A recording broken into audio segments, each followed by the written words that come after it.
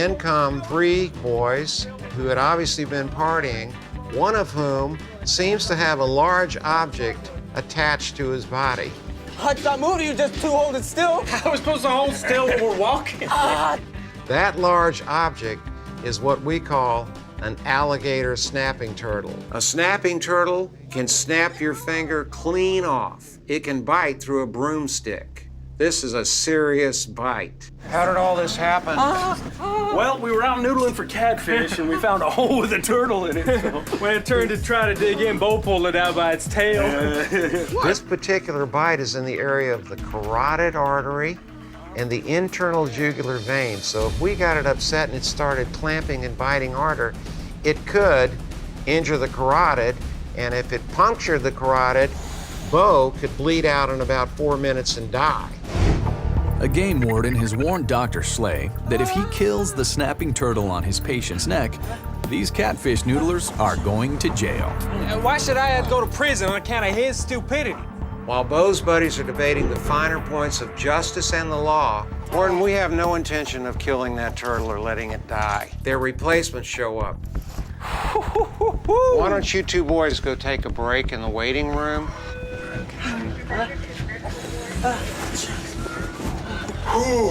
I'd managed to get the 2 good old boys out of there, but we still have the turtle firmly attached to my patient's neck. Anybody have any other ideas? How about if we block its nostrils? I mean, it needs to open its mouth to breathe, right? I have seen a snapping turtle hold its breath for more than half an hour. Half an hour? I'm in pain here.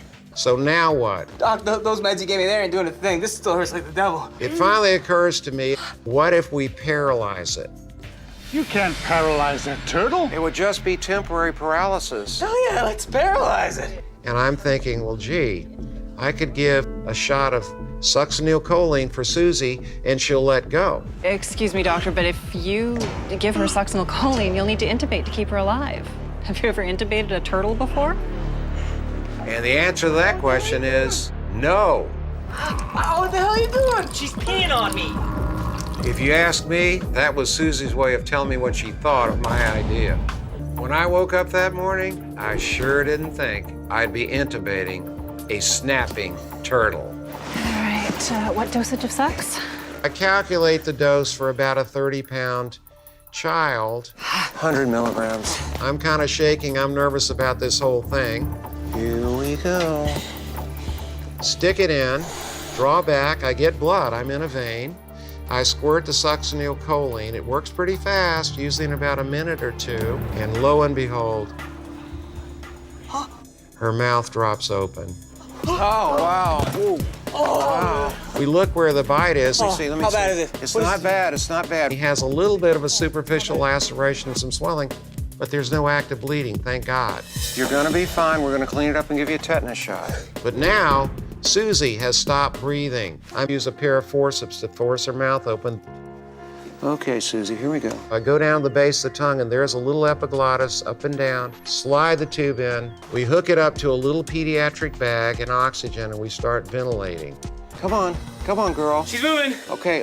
And lo and behold, Susie starts digging, opening her eyes, and breathing on her own. She's moving. Okay.